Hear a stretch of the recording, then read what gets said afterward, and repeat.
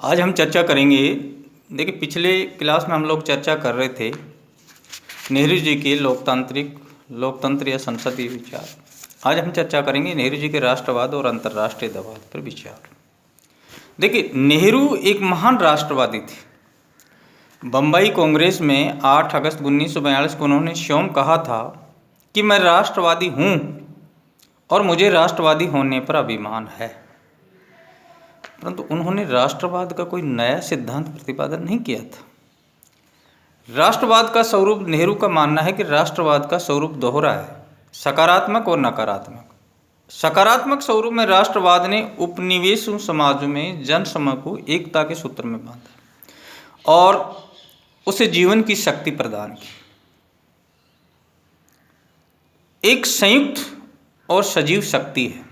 जबकि नकारात्मक स्वरूप में राष्ट्रवाद ने जन समूहों, राष्ट्र यानी देशों और विश्व को हानि पहुंचाई।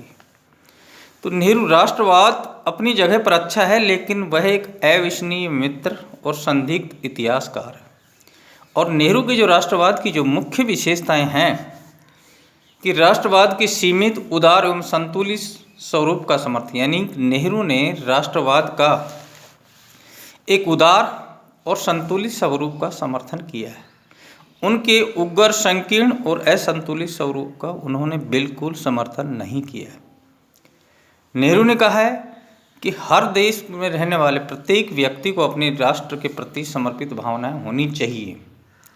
यानी उनकी जो सोच थी कि जीवन, विकास और शक्ति और एकता प्रदान करती है राष्ट्रवाद की जो शक्ति है। इसलिए राष्ट्रवाद उदारवाद का समर्थन करता है, संतुलित स्वरूप का, जिसमें हिंसा का कोई स्थान नहीं है।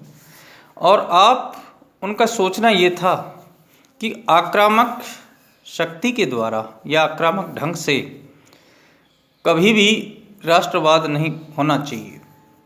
और अंतर्राष्ट्रीय शक्ति से जब खतरा हो जाता है किसी भी राष्ट्र को, तो उसका एक संतुलन और संतुलित स्वरूप प्रदर्शित करके उसमें एकता स्थापित होनी चाहिए राष्ट्रवाद। उन्होंने राष्ट्रवाद के भावनात्मक पहलू का समर्थन किया है कि नेहरू राष्ट्रवाद के भावनात्मक पहलू को स्वीकार करते हैं। राष्ट्रवाद कुछ परिस्थितियों में आत्मा का ही विस्तार है और जन समय अपनी परंपराओं और जन ऐतिहासिक अनुभवों से प्रेरणा पाता है। यानी कोई भी देश इतिहास की घटनाओं के आधार पर अपने राष्ट्र के विकास करने पर ज़्यादा विश्वास रखता है। यानी नेहरू ने अपनी रचना भारत की खोज में लिखा है कि राष्ट्रवाद अतीत की उपलब्धियों, परंपराओं और अनुभवों की सामूहिक स्मृति है।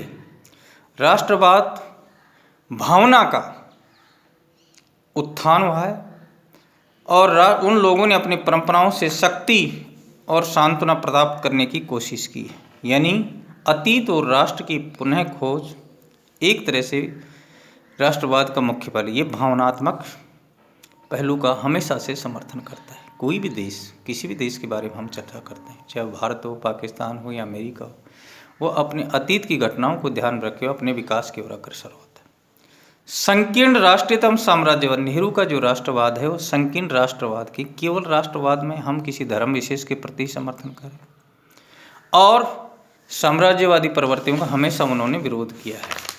उनका जो सोच था, नेहरू का जो साम्राज्यवाद राष्ट्रवाद की भर्त्सना करता है, वे इसका विरोध करते हैं। और साम्राज्यवादी राष्ट्र किसी राष्ट्र अथवा राष्ट्र का आर्थिक शोषण करे अथवा अपने राजनीतिक स्वार्थों की पूर्ति के लिए दूसरों की राष्ट्र की एकता को खंडित करे और जाति में विघटन पैदा करना, ये राष्ट्रवाद का समर्थन नहीं करते। यानी साम्राज्यवाद, कोई भी राष्ट्र अपने साम्राज्य का विस्तार करने के लिए किसी दूसरे राष्ट्र की एक तरह से एकता में और अखंडता में अगर दखलंदाजी करता है तो वो राष्ट्रवाद नहीं कहता है। नेहरू के राष्ट्रवाद में जहाँ मानव की स्वतंत्रता और कल्याण निहित है, नेहरू जी राष्ट्रवाद में हमेशा मानव के कल्याण और स्वतंत्रता की बात करता है। और उसने अन्याय, उत्पीड़न और अभाव का निराकरण भी निहित है। विरोध, विद्वेष, घृणा, अन्याय व अत्याचार लेश मात्र भी स्थान है नेहरू के राष्ट्रवाद में। घृणा का कोई स्थान नहीं है, विरोध का कोई स्थान नहीं है, अन्याय और अत्याचार का नेहरू के राष्ट्रवाद में कोई स्थान नहीं। तो यानी कि नेहरू का जो राष्ट्रवाद है वो एक तरह से हम कह सकते हैं कि साम्राज्यवाद और संकीर्ण राष्ट्रीयता का हमेशा से विरोध करता है। इसके बाद में है राष्ट्रीय स्वतंत्रता के सिद्धांत का समर्थन। नेहरू राष्ट्रीय स्वतंत्रता की राष्ट्रवाद की प्रथम और प्रमुख अनिवार्यता मानते हैं। उन्होंने भारत के लिए पूर्ण स्वतंत्रता के लक्ष्य की घोषणा की। किसी भी पराधीन देश के लिए राष्ट्रीय स्वतंत्रता प्रथम और प्रमुख आकांक्षा होनी चाहिए। यानी नेहरू विश्व शांति और अंतर्राष्ट्रीय सहयोग में भारतीय हितों को देखना चाहते थे। उनका कहना है कि भारत का लक्ष्य एक ऐसे संयुक्त स्वतंत्र और लोकतांत्रिक देश की स्थापना करना है जो दूसरे स्वतंत्र राष्ट्रों के साथ एक विश्व संघ में, यानी कि नेहरू जी हमेशा भारत को एक स्वतंत्र राष्ट्र के रूप में देखना चाहते थे। उनका सोच था कि हमेशा एक अच्छी सोच होनी चाहिए और अंतर्राष्ट्रीय देशों के साथ अच्छा संबंध होना चाहिए। हमारा देश भी स्वतंत्र हो और इस स्वतंत्रता के आधार पर इसमें किसी प्रकार की कोई लेस मत, यानी कि नेहरू, तो ये था नेहरू का जो राष्ट्रवाद यानी कि राष्ट्रीय स्वतंत्रता के सिद्धांत का हमेशा समर्थन करते। धर्मनिरपेक्षता पर आधारित राष्ट्रवाद, देखिए नेहरू जी का जो राष्ट्रवाद था उसमें कि धर्म विशेष को कोई महत्व नहीं दिया गया, सभी धर्मों का सम्मान किया गया था। और नेहरू को सांस्कृतिक आधारित सामान्य संस्कृति और विश्वासों पर आधारित भारत की एकता में विश्वास था। उसमें भारत में सभी धर्मों का सम्मान था। यानी नेहरू का जो था, उन्होंने महर्षि दयानंद, स्वामी विवेकानंद, विपिन चंद्र पाल और अरविंद के धर्म और हिंदू जाति पर आधारित राष्ट्रवाद की कोई हमदर्दी नहीं थी। नेहरू का राष्ट्रवाद दृष्टिकोण धर्मनिरपेक्ष था। उनका कहना था किसी प्रकार की सांप्रदायिकता प्रतिक्रियावादी है और प्रतिक्रियावाद के सहयोग के लिए नेहरू तैयार नहीं थे। यानी कि सांप्रदायिकता के विरुद्ध नेहरू जी हमेशा विरोध में रहे। वो धर्मनिरपेक्षता पर विश्वास था उनका, और हमेशा से उनकी एक सोच थी कि सभी धर्मों का पूर्ण सम्मान होना चाहिए, सभी धर्मों को महत्व होना चाहिए, सभी धर्मों के प्रति समर्पित होना, किसी भी धर्म का विरोध करने का किसी को कोई अधिकार नहीं है। साम्यवादी राष्ट्रवाद, नेहरू का राष्ट्रवाद भूत, वर्तमान और भविष्य में समन्वय पर आधारित था। यह उसके अतीत गौरव, वर्तमान के सामर्थ्य और भविष्य की संभावनाओं के तालमेल पर आधारित था। भारत के अतीत के अच्छाइयों का वर्तमान के अनुसरण करना चाहता था, वो भविष्य को प्रेरणा बनाना चाहते थे। और उदारवाद भारत के अतीत गौरव, प्रेम, उत्साह, साहस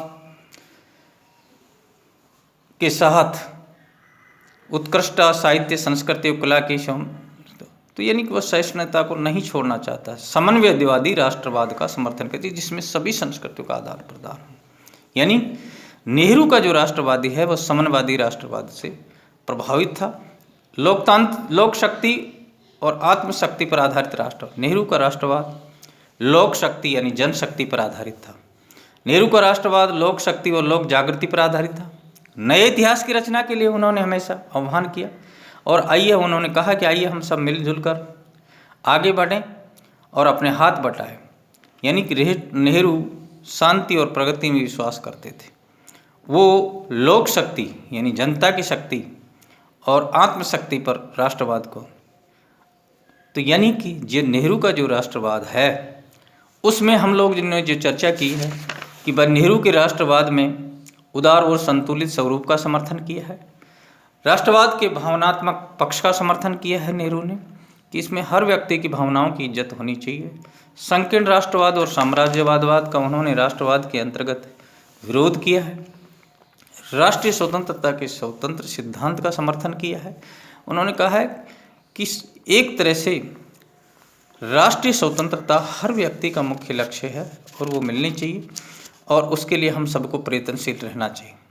नेहरू धर्मनिरपेक्षता में विश्वास करते थे, वो समन्वयवादी राष्ट्रवाद की प्रवृत्ति में विश्वास करते थे और लोक शक्ति और आत्मशक्ति पर आधारित राष्ट्रवाद को नेहरू के राष्ट्रवाद की प्रमुख पंक्ति में सम्मिलित किया गया है। इसलिए नेहरू, सारांश संक्षेप में हम कह सकते हैं कि नेहरू एक ऐसा राष्ट्रवाद चाहता था जो स्वतंत्रता में विश्वास करे, जिसमें व्यक्ति के कल्याण की भावना हो, जो संकीर्ण भावनाओं से ऊपर उठ के हो, जिसमें साम्राज्यवाद का विरोध हो और जिसमें लोक शक्ति जनशक्ति का स्थान हो। यानी वो एक राष्ट्रीय स्वतंत्रता के सिद्धांत का समर्थन करना चाहते थे जिसमें सभी की भावनाओं को ध्यान में रखते हुए और आगे चल के वो भारत के प्रधानमंत्री भी बने।